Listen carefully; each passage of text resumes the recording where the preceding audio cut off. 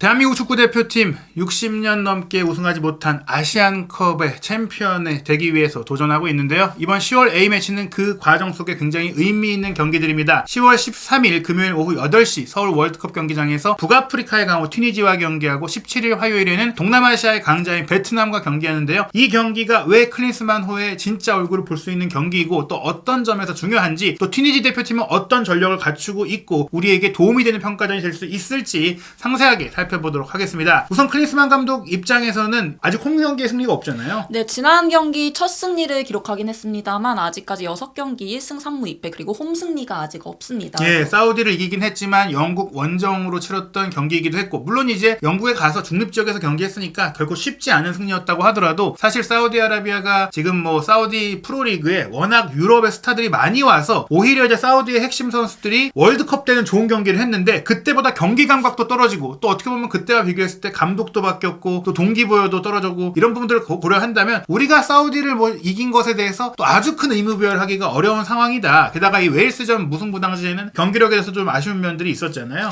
네, 그죠. 뭐 사우디아라비아전도 분명 이기긴 했지만 경기력 측면에서 좀 아쉬운 부분도 많았다는 얘기가 있습니다. 예. 그리고 이제 6월 경기 같은 경우에 우리가 홈에서 페루를 상대로 패배하기도 했었고, 또 무엇보다 엘살바도르는 분명한 약체라고 생각했는데 비겼다. 물론 이 경기에 손흥민 선수가 부상으로 뛰지 못했고 김민재 선수도 군사훈련으로 빠져서 공수에 이제 핵이 빠졌다고 할 수도 있겠지만, 그럼에도 불구하고 이제 경기 내용 자체가 우리의 안방이었다는 점, 상대는 한국까지 와서 시차의 어려움까지 겪었다는 걸 생각한다면 실망스럽거든요. 그렇기 때문에 이번에 튀니지전 같은 경우에는 멤버도 모두 모였고 이젠 클린스만 감독이 어느 정도 훈련도 꽤 시켰고 이제는 뭔가 진면목을 보여줘야 된다. 하지만 튀니지가 그렇게 만만한 상대는 아니잖아요. 네, 튀니지가 결코 만만한 상대가 아닙니다. 북아프리카 팀이고 이 피지컬이 워낙 좋은 팀이기도 하고요. 대한민국과 지금까지 2번 만났는데요. 아직까지 대한민국이 승리가 없습니다. 예, 게다가 이제 이 두 차례의 경기에서 우리가 골도 넣은 적이 없다. 무엇보다 이제 이 두 차례의 맞대결이 모두 월드컵을 준비하는 과정에서의 중요한 평가전이었거든요. 2002년에는 한일 월드컵을 우리가 준비하는 과정 속에서 3월에 튀니지에 가서 경기했는데 득점 없이 비겼고, 또 2014년에는 브라질 월드컵의 출정식이 이 경기였어요. 저도 이때 이제 현장에서 취재를 했었는데 충격적인 0대1 패배를 당하면서 우리의 그 출정식 분위기에 조금 찬물을 끼얹었던 팀이 튀니지거든요. 그렇죠. 이번 경기도 그렇기 때문에 우리가 튀니지를 상대로 첫 승, 첫 골 도전해야 되는 정말 의미 있는 경기라고 할 수 있겠는데, 일단은 대표팀의 소집 명단을 보면 클린스만 감독도 그런 뭐 상황에서 그런지 새로운 얼굴을 발탁한다거나 점검하기보다는 기존 자원으로 조직력을 강화하겠다라는 명단을 소개했습니다. 네, 그럼에도 이제 다시금 얼굴을 보인 선수들이 있는데요. 이제 부상으로 빠졌던 김진수나 이강인 선수가 다시 이름을 올리면서 또 한 번 얼굴이 비쳤고요. 정우영 선수는 아시안게임의 활약에 힘입어 이번에 또 처음 명단 소집이 됐습니다. 김태환 선수도 이번에 또 다시 소집이 됐고요. 네, 결국에 이제 지금 9월 명단에 김태환 선수 같은 경우도 이제 빠졌었고, 김영권 선수 같은 경우에는 소집은 됐지만 경기에 뛰지 않았었는데, 당시의 뭐 아쉬움들, 최근에 보였던 그 수비적인 문제들을 고려하면 피지컬 좋은 김태환이라든지 또 경험이 좋은 김진수라든지, 또 이제 정우영 선수 같은 경우에 사실 뭐 아시안 게임에 차출됐다고 안 뽑은 건 아니에요. 왜냐면 홍현석 선수라든지 서령호 선수라든지 이런 선수들은 아시안 게임 대표팀에 소집이 됐지만 대표팀 경기를 다 치르고 보낼 정도로 클린스만 감독이 중용했단 말이에요. 그러니까 정우영 선수 입장에서는 이번엔 다시 대표팀에서 클린스만 감독의 눈도장을 받을 수 있는 기회이고, 김태현 선수 같은 경우도 이제 서령호 선수의 자리에 좀 도전하고 있고, 본인도 이번 소집 인터뷰에서는 나이가 내가 있지만 계속해서 뭐 대표팀에 도전하겠다. 왜냐면 사실 이제 30대 중반 정도 되면은 대표팀에서 오랫동안 활약한 선수들은 이제 몸 상태 문제나 체력 문제가 있기 때문에 대표팀을 은퇴하는 경우도 있는데, 김태현 선수는 사실 대표팀의 핵심 주전으로 활약해왔던 선수가 아니기 때문에 그렇죠. 조금 도전하고 싶은 의지가 있을 것 같습니다. 이번에 만약에 선발이 된다면 또 확실한 모습을 보여줘야겠죠. 예, 사실 서령호 선수가 더 어리고 뭐 양쪽을 모두 소화할 수 있는 장점도 있지만, 또 공격 상황에서의 힘이라든지 큰 대회에서 완력을 버텨내는 데 있어서는 조금 물음표가 붙은 점도 있기 때문에 김태환 선수의 경쟁력도 이번 경기를 통해서 확인할 수 있을 것 같은데요. 결국엔 이번 명단이 상당수가 아시안컵의 본선에 갈 선수들이다, 이렇게 봐야 하는데, 다만 선수들의 컨디션에 대한 좀 물음표가 또 있긴 합니다. 네, 지금 아시안게임을 치른 선수들이 총 4명이 소집이 됐는데요. 물론 리그 경기를 치른 선수들도 있지만 아시안게임 일정이 워낙 빽빽하게 치러졌잖아요. 그래서 이 컨디션 우려가 있고요. 또 유럽파 선수들, 김민재 선수, 손흥민 선수, 황희찬 선수들 이제 컨디션이 온전치 못하다는 부분이 또 우려되는 부분이 있습니다. 예, 사실 뭐 아시안게임에 또 금메달을 따고 왔기 때문에 선수들의 기분도 굉장히 좋고, 이 선수들이 훈련장 분위기를 끌어올리고 있다고는 하지만 분명히 중국에 가서 조금 낯선 환경 속에 긴 시간을 보냈고, 또 그 이후에 집중력이 떨어졌을 수 있는 가능성도 있거든요. 게다가 이제 유럽파 선수들은 말씀드린 대로 황희찬 선수가 지속적으로 이제 햄스트링 근육의 우려가 있고, 또 김민재 선수도 종아리 근육의 우려가 있고, 손흥민 선수가 사타구니 근육의 우려가 있는데, 다만 뭐 황희찬 선수나 김민재 선수는 대표 대표팀 훈련을 정상 소화했다고 해요. 근데 손흥민 선수는 훈련을 못했다고 하더라고요. 네, 지금 4일째 단체 훈련에는 제외가 됐고요. 개인적으로 사이클을 타는데 이제 회복 훈련에만 진행을 하고 있다고 합니다. 네.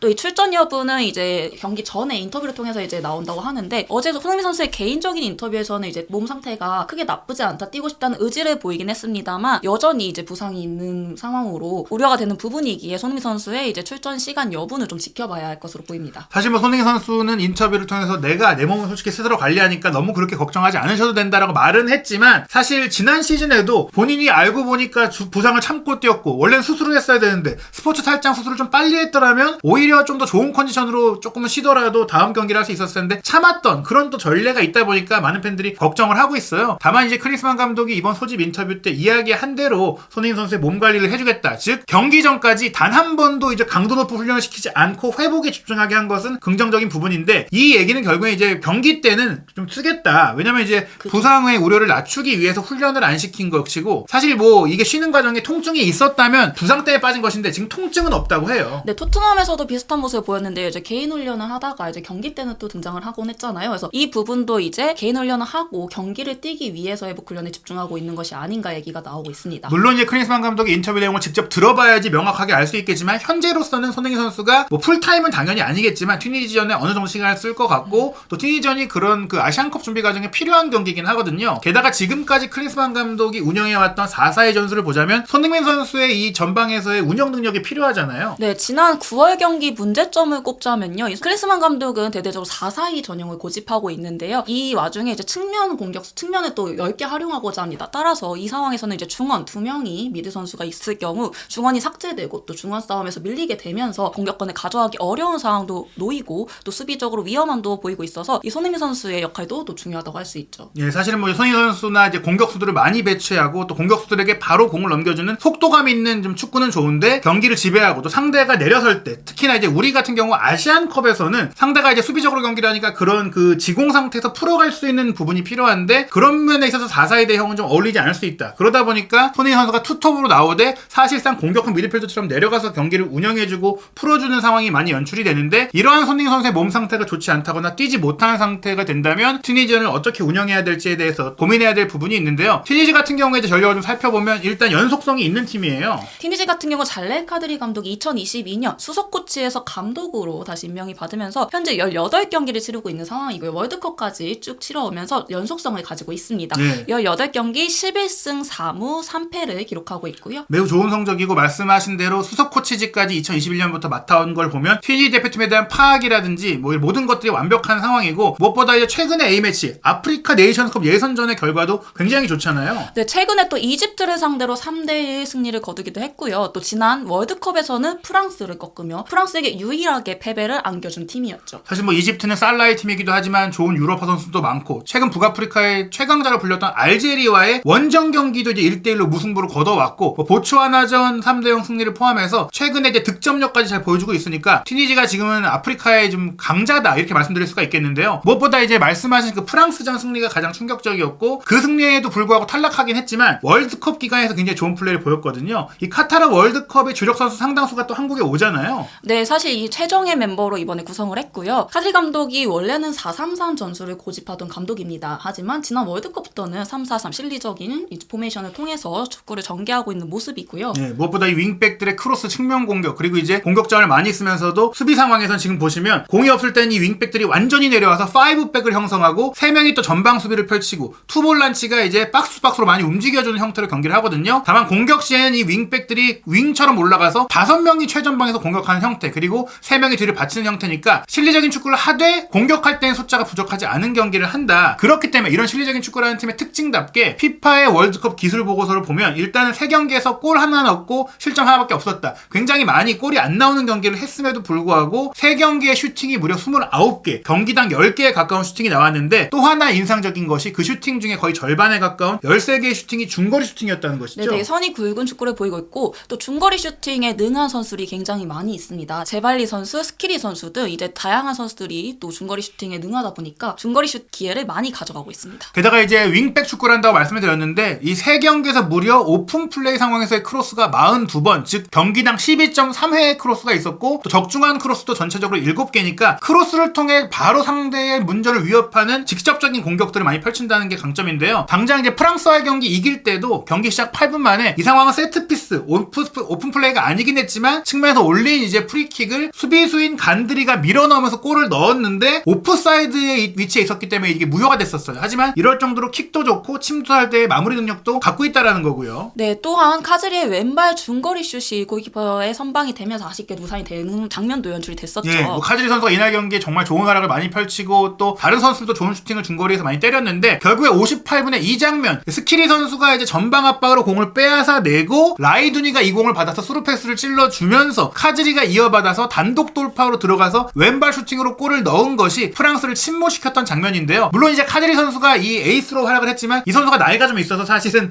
대표팀 은퇴를 해서 한국에 오진 않았어요. 네, 한국에 오진 않았지만 앞선 상황에서도 보시면 사실 상황에서도 이 스키리와 라이드니가 사실 이 전개를 완벽하게 해줬고 마무리를 카즈리 선수가 한 거기 때문에 이 마무리할 선수만 충분히 있다면 이런 위협적인 상황이 또 연출될 수 있는 거고요. 지금 장면은 일본전, 작년에 6월에 치러진 일본전인데요. 이 상황에서도 똑같이 제발리 선수의 중거리 슈팅이 나오기도 했고요. 또 크로스 상황을 유도해서 측면에서 또 공격을 이어가는 듯한 모습을 보였습니다. 예, 사실 카즈리가 돌파도 하고 슈팅도 좋은 선수지만 돌파할 수 있는 음사크니와 침투할 수 있는 선수가 있고 제발리 같이 중거리 슈팅을 할 수가 있는 선수인데 말씀드린 대로 카타르 월드컵에 엔트리에 들었던 대부분의 선수가 이번에도 그대로 한국에 오지만 나이가 있는 선수는 빠지거나 은퇴를 했거든요. 대신 그 공백을 채운 선수들도 기대가 되는 게 이제 챔피언스리그 바이에른 뮌헨과의 경기에서 김민재 선수가 격돌했던 24살의 젊은 공격수 아추리도 이번에 선발이 됐고요. 그리고 이제 맨체스터 유나이티드의 유망주로 1군 팀에 자리를 잡고 있는 한니발 메브리 이 선수는 원래도 대표팀에 있긴 했지만 조금 더 큰 역할, 많은 역할을 맡을 것으로 예상이 되고 또 이 선수들 말고도 사실 튀니지가 유로파 선수들이 굉장히 많잖아요. 네, 특히 또 중원에 좋은 선수를 굉장히 많이 보유한 팀입니다. 분데스리가에서 2명이 뛰고 있고요. 프리미어리그 2명, 그리고 헝가리 리그 1명, 세리에서 1명이 뛰면서 총 6명, 모두 소집된 6명이 유럽에서 뛰고 있는 선수들입니다. 게다가 이제 스키리 선수도 프랑크푸르트의 핵심 선수고 게다가 이제 셰필드와 맨유, 그러니까 현재 프리미어리그에서 경기를 뛰고 있는 선수들이 있고 우니온 베를린은 지금 뭐 독일의 돌풍의 팀이고 페렌치바르스는 이제 헝가리 팀이지만 헝가리 최고 명문이에요. 그 외 수비 라인에도 프랑스나 스위스의 명문팀에서 뛰는 선수들이 있다라는 점 그리고 공격 라인은 오히려 이제 알 아라비의 음사큰이라든지 간바오사카의 제발리 선수 같은 경우에는 오히려 이제 한국에 와서 경기를 하지만 시차 적응에 문제가 없다라는 점에 있어서도 우려할 만한 부분이 있고 특히 이제 튀니지가 중거리 슈팅을 자주 때린다고 말씀드렸는데 카즈리가 없지만 이 한니발 선수가 브라이튼과의 프리미어리그 데뷔골을 또 엄청난 멋진 중거리 슈팅으로 넣었거든요. 이 선수의 슈팅도 이제 과감하게 많이 나올 수 있다라고 볼 수 있겠어요. 네, 이 선수가 작년에 또 버밍엄 시티 인대를 다녀오면서 또 경기력을 좀 향상시킨 모습이고요. 이번에 또 브라이턴전에서 중거리 슛을 멋지게 보여주면서 이번 국가대표 경기에서도 또 좋은 활약을 기대해 볼 수 있겠습니다. 사실 이 튀니지가 저희가 작은 프랑스라고 말씀드렸는데 이제 프랑스 혈통의 선수도 꽤 많이 있어요. 그러니까 튀니지 혈통인데 프랑스에서 자란 선수들이 많이 있어요. 한니발도 원래는 프랑스에서 태어났고 프랑스 청대 멤버이다가 사실은 뭐 프랑스에서는 경쟁이 치열하니까 튀니지를 선택했는데 게다가 이제 이 선수가 맨유 유스팀에서 성장을 하고 있고 지금도 올 시즌에 공식 경기 1군에서 4경기를 치를 정도로 맨유의 안에서도 좋은 경험들을 쌓고 있거든요. 네, 이 선수 2003년생이고요. 아직 어립니다. 맨유 유스에서부터 이제 쭉 성장해 왔고요. 작년에 버밍엄 시티 임대를 다녀온 이후로 이번 시즌 리그 2경기 그리고 총 5경기 기회를 부여받으면서 조금씩 입지를 다져 나가고 있는 상황이고요. 예. 말씀하신 대로 튀니지 국가대표 승선에서 26경기를 소화하고 있습니다. 네, 어린 나이임에도 불구하고 벌써 많은 경기를 뛰고 있기 때문에 뭐 이번 한국전에는 선발을 깜짝 나올 가능성도 있고 또 이 선수가 신예라면 음사크니는 굉장히 많은 경기를 소화한 이 튀니지의 주장이에요. 네, 사실 튀니지가 수비는 단단하지만 공격에서 좀 아쉬움이 있다라는 평가를 받는데요. 그 공격의 모든 책임을 지고 있는 선수가 이 음사크니 선수라고 할 수 있습니다. 이 선수 같은 경우는요, 굉장히 또 노련한 베테랑 공격수고 튀니지의 지금 주장입니다. 현 주장. 손흥민 선수와 같은 롤을 하고 있는 상황이고요. 카타르 리그에서 오랜 경력을 또 쌓은 선수인데요. 또 한 가지 인연이 있는데 남태희 선수와 또 동료였고요. 동료 시절 합작 40골을 했던 걸로도 유명합니다. 네, 사실 알 두하일에서 역대 89득점 69도움이니까 득점도 많이 하지만 도움도 많이 주는 선수다. 그리고 현재는 알 아라비에서 뛰고 있는 상황인데 튀 대표 선수로도 93경기 20골이니까 뭐 센츄리 클럽을 눈앞에 두고 있는 선수니까 이 선수가 뭐 팀의 정신적인 지주라고도 할 수 있고요. 그리고 스키리 선수 프랑크푸르트의 핵심 미드필더예요. 네, 이 선수를 빼놓을 수 없고요. 사실 이 튀니지의 제일 베스트 멤버를 꼽자면 스키리 선수를 언급할 수 있겠습니다. 이 선수 같은 경우는 지난 시즌 켈른에서 엄청난 활약을 통해서 FA로 이제 이번 이적 시장에서 많은 팀들이 눈독을 들였던 선수이기도 합니다. 그리고 프랑크푸르트로 이적을 했는데요. 이적 이후에 주전 선수로서 지금 모든 경기를 풀타임 소화하고 있는 모습이고요. 확실하게 중원에서 또 단단한 허리를 잡아주고 있는 선수라고 할 수 있습니다. 게다가 푸니 대표팀에서도 2018년부터 지금까지 뛰고 있으니까 꾸준히 오래 뛰고 있는 베테랑이고 또 독일에 오기 전에 몽펠리에 프랑스 리그왕에서도 이미 검증된 실력을 보였으니까 이 선수도 거의 유럽 선수다 이렇게 보시면 될 것 같아요. 그리고 이 선수와 함께 라우도니 선수, 이 두 선수가 사실 티니지의 핵심이라고 할 수 있는데 허리를 책임지는 두 선수입니다. 하지만 라우도니 선수는 이 스키리 선수와 조금의 차이점이 있다면 이 선수는 전진성을 가져서 이제 공격적인 플레이를 더 보여주는 선수라고 할 수 있고요. 이 선수 같은 경우는 사실 초반 경력에서는 조금 아쉬움을 보였던 선수지만 루마니아에서부터 갑자기 포텐이 터지면서 지금 헝가리 명문팀을 거쳐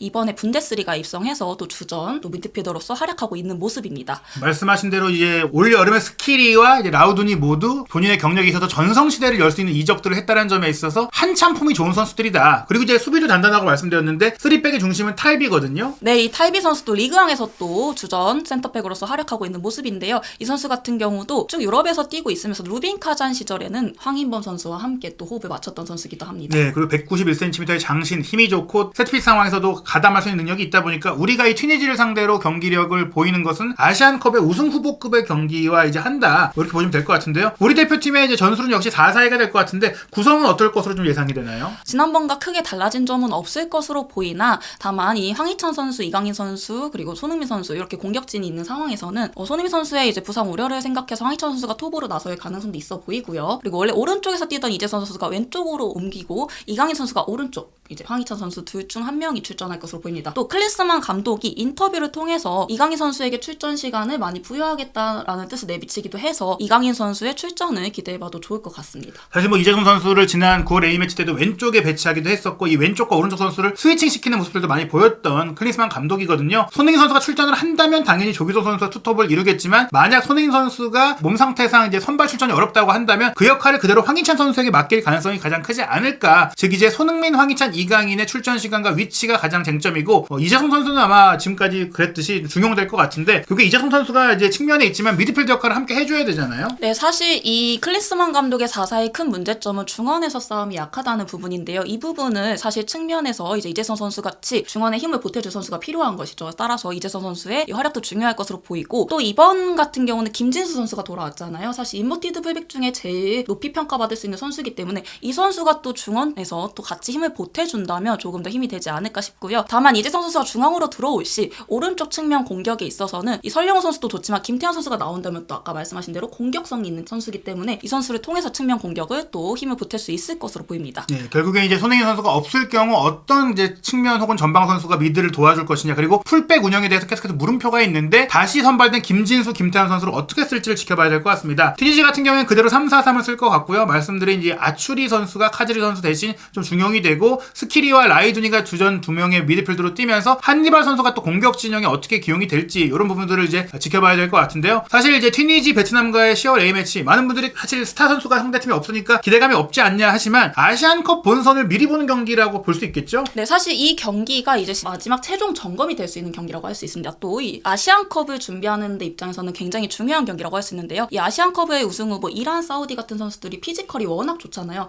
이런 선수들을 대비하고 먼저 체험해볼 수 있는 경기가 튀니지전이 되겠고요. 그리고 베트남 같은 경우는 왜 베트남과 경기하느냐 이런 얘기들이 좀 많이 있는데요. 사실 이제 베트남은 정확하게 동남아시아 팀을 상대하기 위한 가장 좋은 예시예요. 우리가 11월 달에 태국과도 경기를 하고 아시안컵 본선에서는 말레이시아를 상대하기 때문에 또 최근에 이제 동남아시아 팀들이 성장세를 보이고 있고 상승세를 보이고 있는데 기술이 좋으면서 이제 투쟁심을 보이고 있는 측면은 태국, 말레이시아, 베트남이 비슷하거든요. 그래서 태국전, 말레이시아전을 뭐 미리 해볼 수 있는, 미리 체험해볼 수 있는 경기라고 할 수 있겠습니다. 그런 만큼 또 이제 상대 팀들이 그렇게 우리보다 위에 있는 팀이 아니기 때문에 이 팀들이 또 열심히 경기를 한다는 점에 있어서는 실전 같은 평가전이 될 수 있거든요. 이 경기들 만약에 내용도 안 좋고 결과도 안 좋다면 클린스만 감독의 부담이 더 커질 수가 있는데 과연 또 우리가 기대하는 것은 아시안컵 우승이니까 클린스만호 그리고 캡틴 손흥민 선수가 이 두 10월 A매치 경기를 어떻게 치를지 경기 지켜보고 또 최신 소식 한준TV에서 업데이트 해드리도록 하겠습니다.